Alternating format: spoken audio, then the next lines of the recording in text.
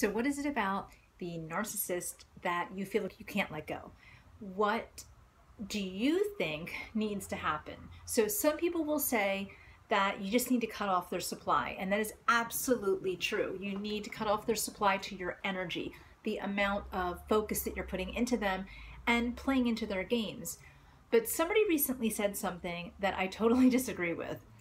Her basic foundation was, of course, that if you were with a narcissist, you need to work on yourself because you have been hypothetically abused. So you need to understand that.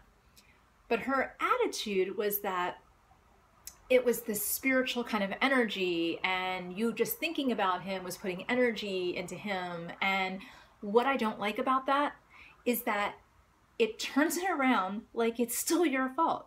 And so this is inherently untrue. You can actually think about someone, and yes, energy is going out there into the world, into your world. It doesn't mean it's touching him. And it doesn't mean that you rehashing things or worrying or any of that is actually creating the cycle. It doesn't mean that. So if you are someone who is struggling right now and you're thinking about all of the what ifs and moving forward and getting your life together, you're supposed to do that. It's called using logic, and it doesn't mean that you are in some way putting this energy out into the world. So based upon that, I want you to realize that, hold on one second. Okay, a little dry throat there. I want you to understand that when you're with a narcissist, they feed off of your energy, of your kindness, of your empathy, and everything else. And all they're doing after the breakup or during a breakup is trying to use all different types of tools and tactics to get that reaction from you. So of course, being more monotone with them, don't letting them see emotion in any direction, whether it's super positive or negative, understanding that they play a lot of games to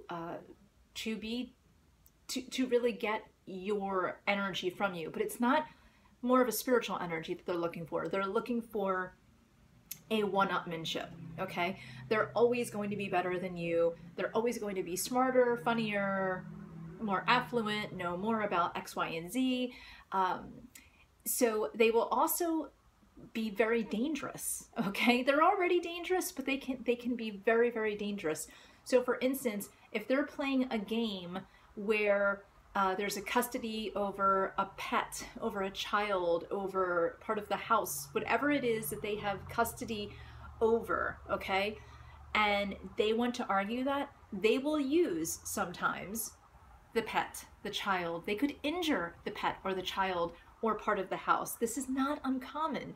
So to just sort of say, you know, oh, just stop thinking about them and work on yourself, that is absolutely inherently dangerous to do, because you need to focus on making sure that you are staying a step ahead of the game.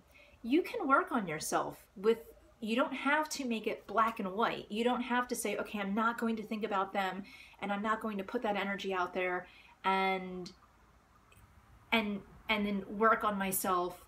It doesn't have to be one or the other. You can still think about them. You could stay a step ahead of the game. You need to know what's happening with them without tapping into them and talking to them, but you need to know.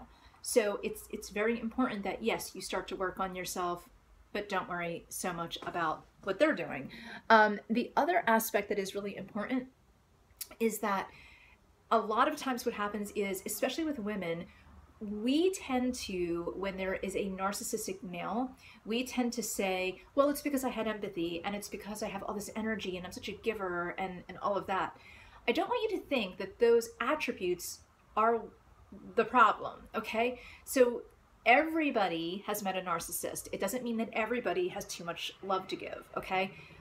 Most people don't know that they're with a narcissist until they're enmeshed in the situation, in the relationship, whatever you want to call it, whether it's a work or a business relationship, whatever. So you don't know until you're there. So there's no way that you would have known. Sometimes there's signs, but you know what? We could have used those signs in very healthy relationships. Like, my husband's great. He gave me jewelry early on. If he was a narcissist, I could easily say, you know what? He gave me jewelry early on. That was a form of bait and control.